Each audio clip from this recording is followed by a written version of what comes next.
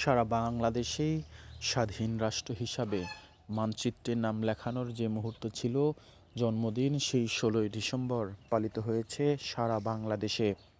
বাংলাদেশের নানান ভাব ভঙ্গিমায় নানা অনুষ্ঠান মধ্য দিয়েই মূলত শেষ হয়েছে ১৬ই ডিসেম্বর।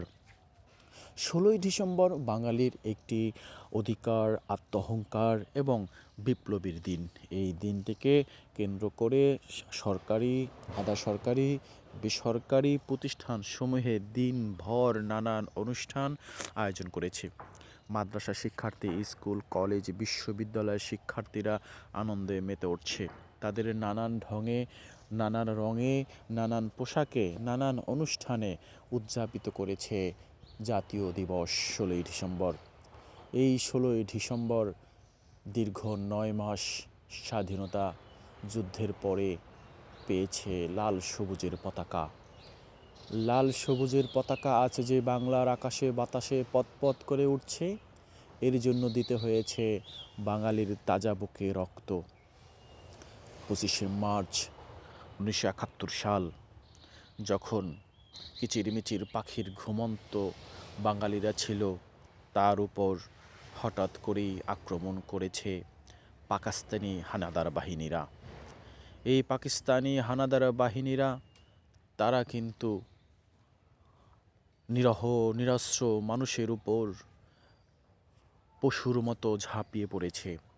কিন্তু ঘুমন্ত থাকলেও বাঙালির মনে প্রাণে রয়েছে তেজ, তিতিক্ষা, রয়েছে দুর্বার শক্তি। এই শক্তি প্রদর্শন করে পাকিস্তানি বাহিনীর বিরুদ্ধে ঢাল হয়ে দাঁড়ায় বাঙালিরা। ফলে বাঙালিরা দীর্ঘ ৯ মাস যুদ্ধ করেছে। এই যুদ্ধ করার ফলে তারা পেয়েছে লাল সবুজের পতাকা। লাল সবুজের পতাকায় সারা বাংলাদেশেই মানুষের যে ত্যাগ, তিতিক্ষা, আত্মত্যাগ, এগুলোর প্রতিছবি ফুটে ওঠে। কে বাঙালি কোনো হিসাব নেই, সবাই স্বাধীনতার যুদ্ধে তীব্র মুখর হয়েছিল, যার ফলে আমরা পেয়েছি একটি লাল সবুজের দেশ। আমার সোনার বাংলা, আমি তোমায় ভালোবাসি।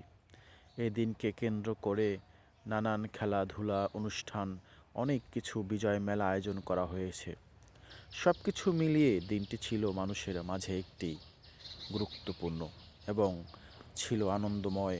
সব কিছু মিলে দিনটি পালন করেছে উৎসাহ উদ্দীপনার মধ্যে। সবার মাঝে বিজয়ের স্মৃতি, সবার মাঝে বিজয়ের শক্তি ফিরে আসুক। সবাই ধর্ম বর্ণ নির্বিশেষে বাঙালির ঐতিহ্য, বাঙালির চিন্তা চেতনা সব কিছুই বজায় থাকুক।